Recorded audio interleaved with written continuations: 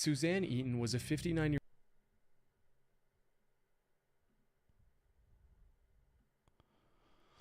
All right, here we go. Back with another scary one. Oh, wait.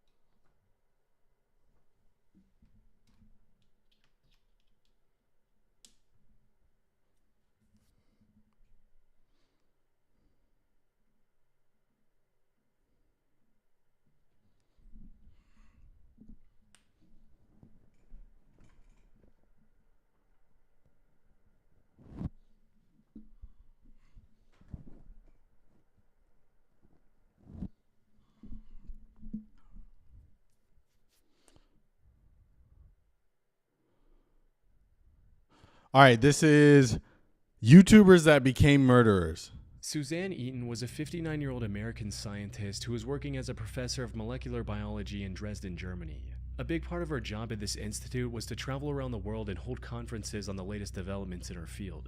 In July of 2019, she traveled to the scenic Greek island of Crete for one of these conferences. I wonder if I'm going to knowing recognize that this was anybody. going to be her last, and that the person responsible for her end would be caught because of his videos on YouTube. The incident happened on July 2nd, when after a conference, Suzanne... Are these going to be like big YouTubers, or are these going to be like really niche YouTubers who have like a couple of views on YouTube? Because there's a big difference, I think. And spent time with her peers and played the public piano in the venue's lobby before saying her goodbyes and heading out to her hotel in the afternoon. Sadly, this was the last time anyone saw Suzanne alive. Her coworkers noticed her absence when she didn't show up for the second conference scheduled for 6 p.m. that evening. It wasn't like her to skip events out of the blue. Something wasn't right. You know what I always wonder is, like, when somebody goes missing, how long do you think it would be for somebody to recognize or to think that something bad has happened to them? Because usually, like, I would think, like, if I went missing, it would take a while for people to start to think that like something actually bad happened to me. They probably just think my phone died or something like that. But you know, if you're on like a regular schedule, like what if you just slept in for like 6 hours, took like a 6 hour nap? Do you think people would think you were dead or something? Or do you think they would just be like, okay, I'm just going to give it like one more day? A fact that became increasingly clear when over 24 hours passed without anyone hearing from her. Okay, 24 hours is a July 3rd, lot. her colleagues called the police to check on her, hoping she was simply sick or something similar. However, when officers arrived at her hotel room, no one answered the door. They acquired a spare key from the hotel management and went inside, only to find the room completely empty and undisturbed. All of Suzanne's belongings were also still in the room. The only things missing were her running shoes and a set of exercise clothes. Those who knew her immediately understood what this meant. You see, in addition to her academic prowess and piano expertise, Suzanne was also an athlete at heart. She was a double black belt in Taekwondo, and despite her age, loved going on a run every day. Knowing this helped investigators narrow down what might have happened to her. Put simply, she likely went on a run soon after returning to her hotel on July 2nd, and something went wrong after that.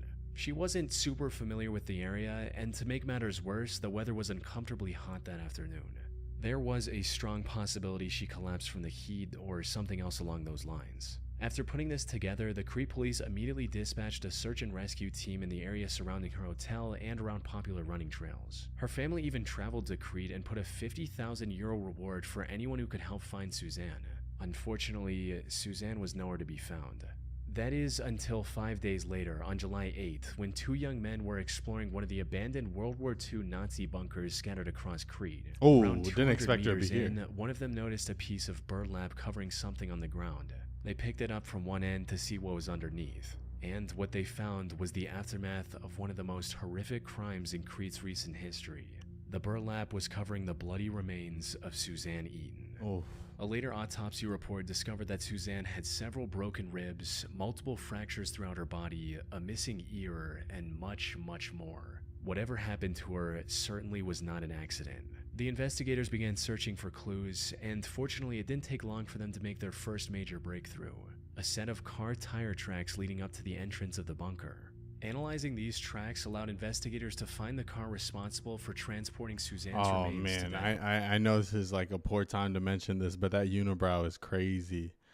Almost legendary even. I mean, that's like I don't know if I've seen one that complete before. Let's check this out. Through a set of car tire tracks leading up to the entrance of the bunker.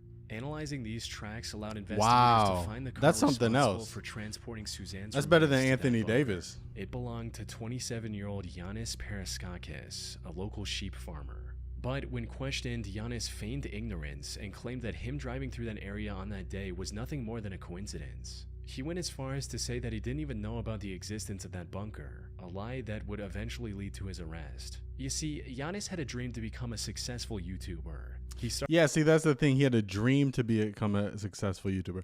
257 subscribers. Like, you can't say a that this channel guy with is his a own name in YouTuber. I feel like 2012 and to be considered a YouTuber, you have to be like, I don't know, making money from it, you know? Like, yeah, if you're going to say like these are YouTubers who became murderers, I wouldn't say somebody who had a YouTube channel with 257 subscribers counts as a YouTuber who committed a murder. began posting videos. However, if you go to his channel today, all you'll find are 3 videos of him performing an ancient Chinese martial art and meditation technique called Qigong.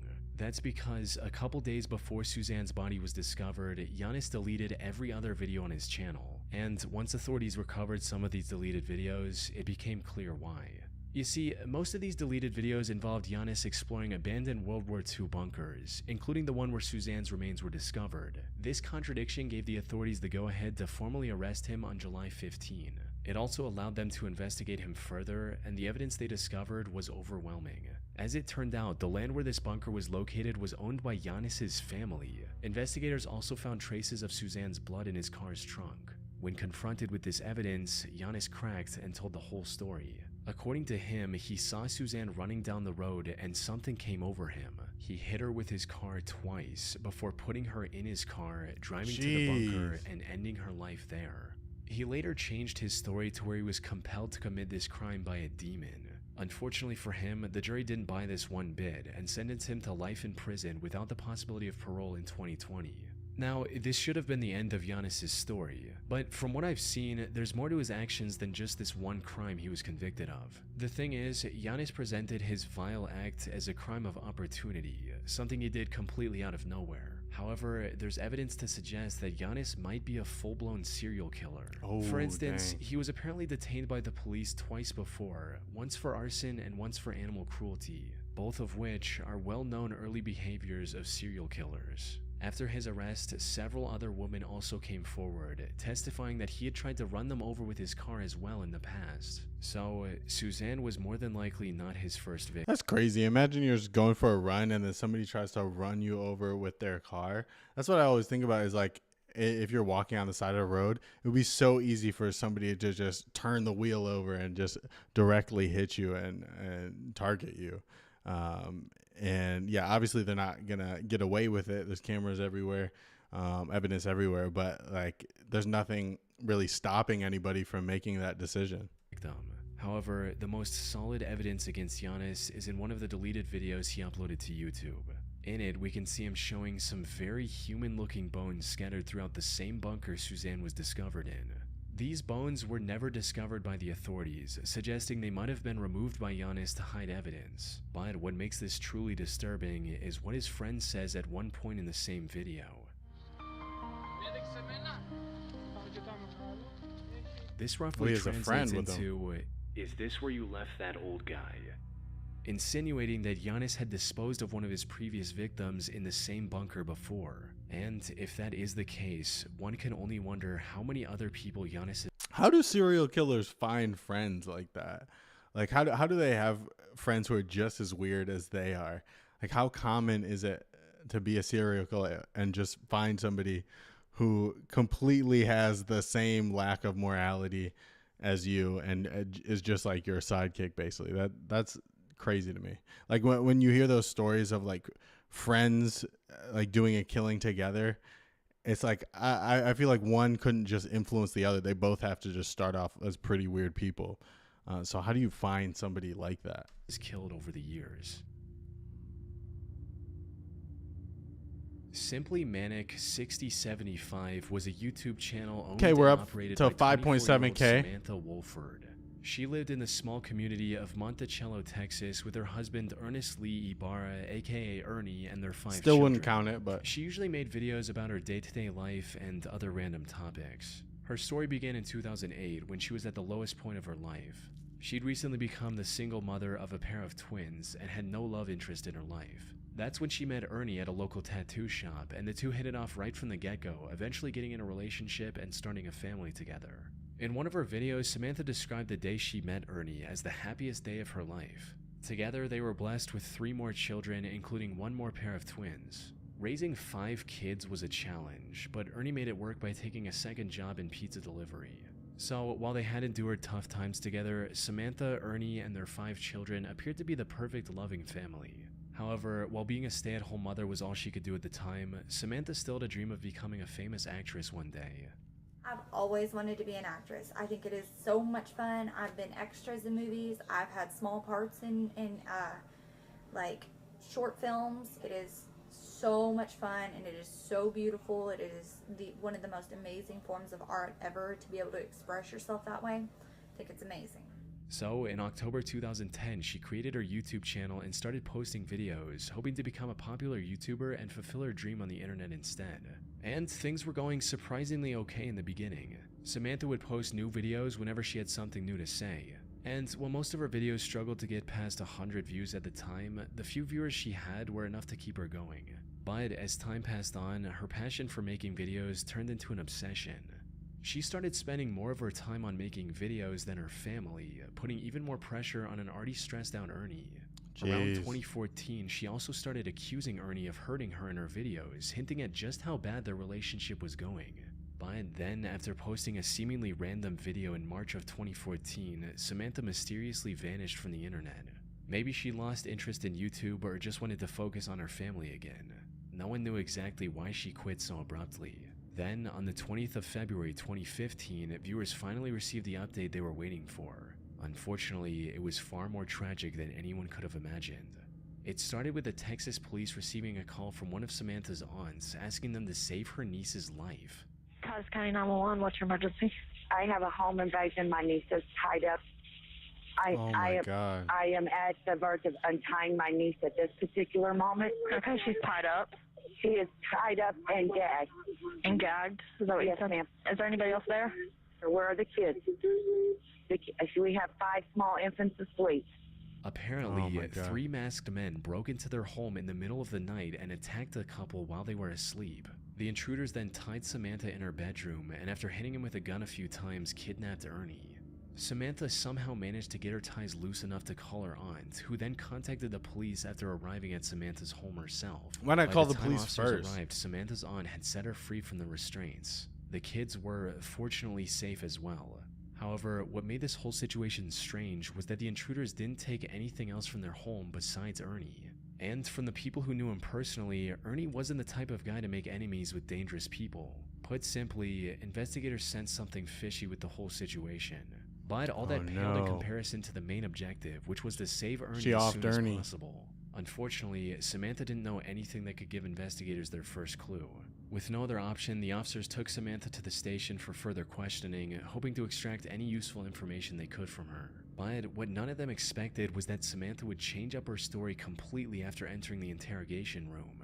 Where before she didn't know anything about the assailants, now she had the name of a potential suspect, John Rebel. As Samantha's story goes, she was talking to her friend about Ernie's supposed attacks on Samantha, when suddenly a man with the pseudonym John Rebel overheard their conversation and started talking about how a man shouldn't treat a woman that way and that he was going to handle the situation. Well, as it turned out, the name John Rebel actually belonged to someone, a man named Jonathan Sanford. The police found and arrested John not long after Samantha gave out his name, right alongside his 2 accomplices, Jose Ponce and Octavius Oh no, it Ramos. was real? Surprisingly, Jonathan put up little to no resistance and immediately confessed to kidnapping Ernie. He also confirmed the worst possible outcome, that by the time the police got involved, Ernie was already dead. The 3 took him to Oh a my secluded God. forest and executed him with 1 shot to the back of his head. However, even after learning all this, one question remained. Why? Why would three men who didn't she even get know him Ernie to do kidnap it? him How's from she his home like connected? that? Every answer to this question pointed back to Samantha, who kept denying any involvement. Even if the investigators ignored her suddenly remembering the perpetrator's name, there were several other suspicious aspects to her story. Like, how was she able to untie herself enough to call her aunt? Right. Why didn't any of her neighbors hear the break-in? And why were the kids all sleeping in the same room when usually they're scattered throughout the house? It wasn't long before investigators uncovered undeniable evidence of her direct involvement. This included instruction messages. That's the thing. It's like if you're in that position, why get somebody to kill your husband rather than just getting a divorce or something like that? I don't understand why you need him out of the picture in that way. Like why do people not understand that like you can just choose to separate from that relationship rather than hiring three people to come and kill your husband or boyfriend? That's crazy. Where's the sound? What happened to the sound?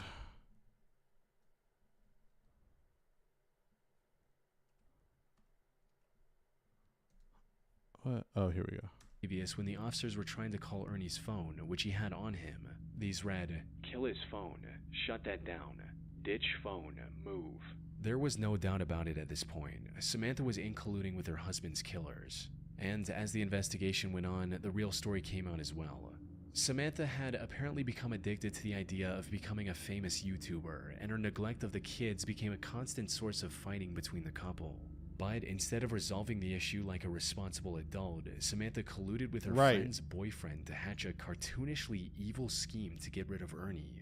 They first wanted to plant hard drugs in his car and get him arrested, but later made the heartless decision that taking his life would be much easier. There's also a chance that Samantha went with the murder plan because it would have brought her more attention on YouTube. She was eventually sentenced to 149 years in prison for killing her own husband, leaving her 5 children completely orphaned. 149?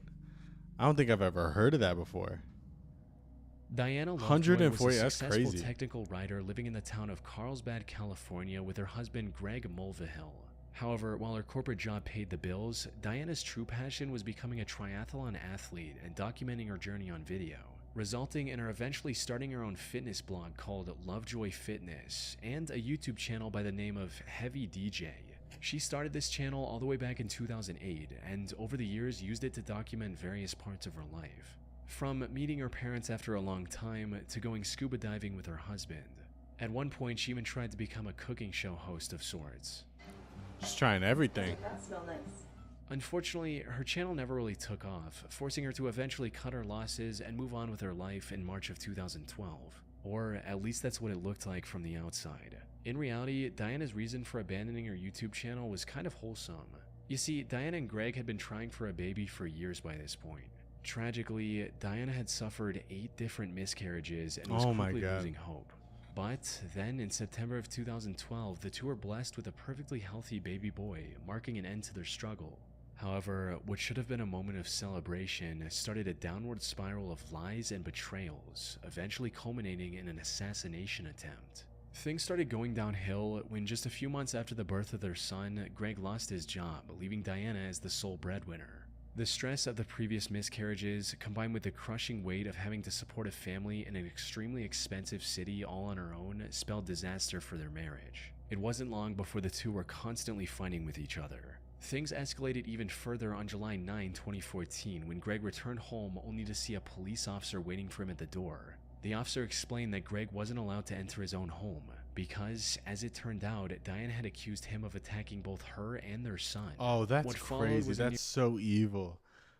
To like turn the authorities against your significant other like that and to lie about them attacking your children, that's insane. That's pure evil. Nearly 2-year-long divorce mediation, during which the investigators found no evidence supporting Diana's accusations, allowing Greg to get a 50-50 custody of their son. Diana was also ordered to pay $120,000 as a part of their divorce settlement in late 2015. But before the divorce could be finalized, Greg received a phone call from an anonymous number that changed everything. The voice on the other end claimed to be a private investigator Diana had hired recently. And according to this investigator, he already had solid proof of the attack claims Diana had made against Greg. But for some unknown reason, he wanted to help Greg win the case, so he claimed to have left the documents taped to a power pole located on a small hiking trail near Greg's home. Greg naturally found That's this not whole sketchy thing at pretty all. suspicious and decided to take one of his friends with him to the pole on the night of September 4th, 2016. Sadly, despite his suspicions, he failed to grasp the true intentions of the strangely helpful private detective. Hello, this is 911. Yeah. My friend has just been shot. Do you know who shot him?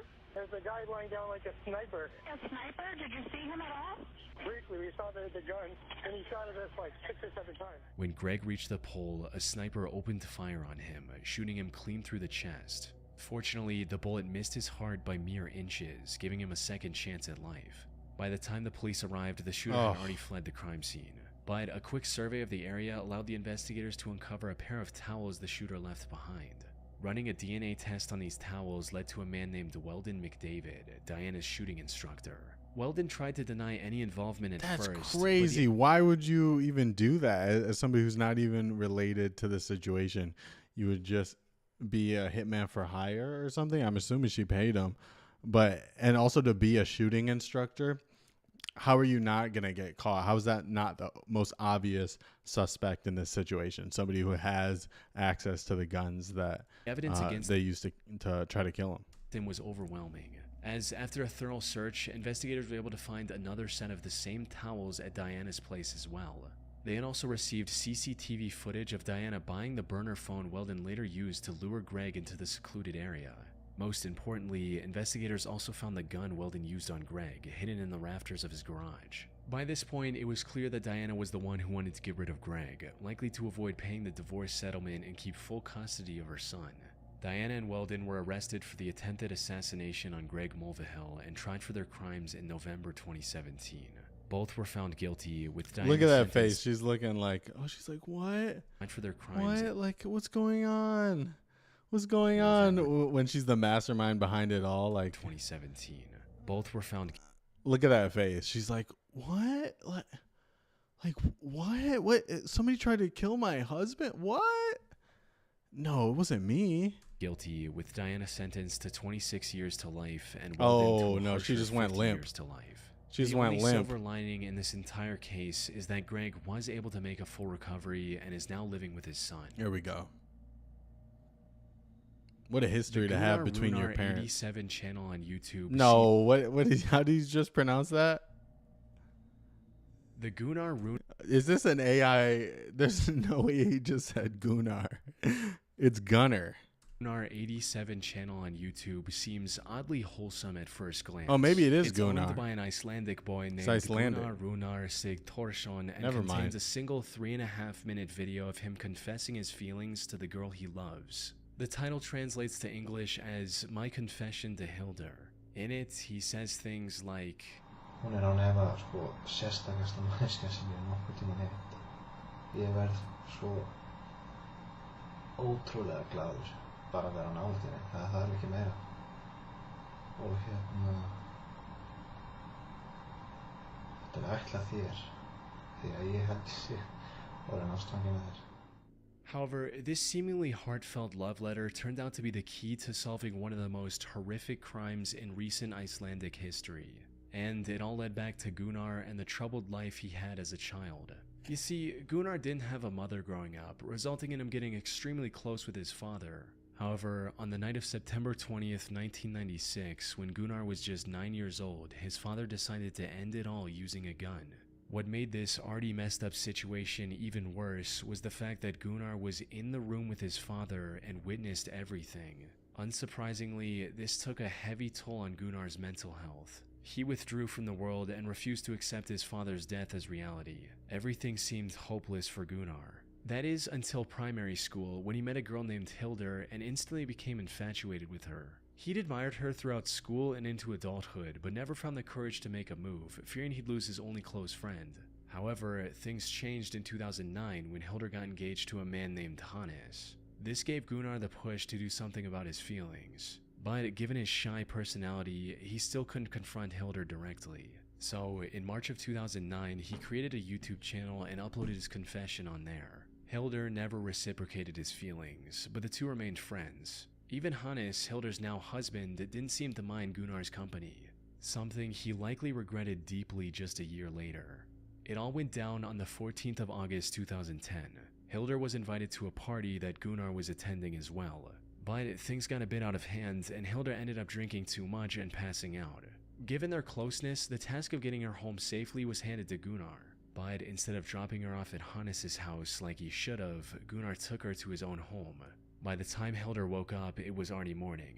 She was understandably furious with Gunnar and immediately called one of her friends to drive her home, but nothing could have prepared Hildur for the horrific scene she witnessed on the other side of her front door. Her husband Hannes was lying on the top of the staircase near their bedroom, submerged in a pool of his own blood. She ran outside and called the authorities. Sadly, it was already too late. Hannes had received over 20 stab wounds on his body, from his arms and legs to the back of his neck, and was long dead by the time Hildur found him. Given his condition, his death was ruled a homicide, and investigators wasted no time in looking for the killer. And while they initially suspected one of his business rivals of committing this horrific crime, it didn't take long for investigators to find Gunnar's video confession to Hildur and bring him in for questioning. Gunnar denied knowing anything about it and was eventually let go due to lack of evidence. Fortunately, not all hope was lost, because not long after that, investigators found a bloody shoe print next to Hannes' bed. Looking deeper into this print revealed that it belonged to a pair of limited edition Adidas shoes. Oh, the limited editions. Got him. There we go. Justice. At the time, there were only 18 of these specific shoes in all of Iceland. 18? And Gunnar just How so crazy happened is to that? own one of these pairs. This was enough evidence to detain him once again.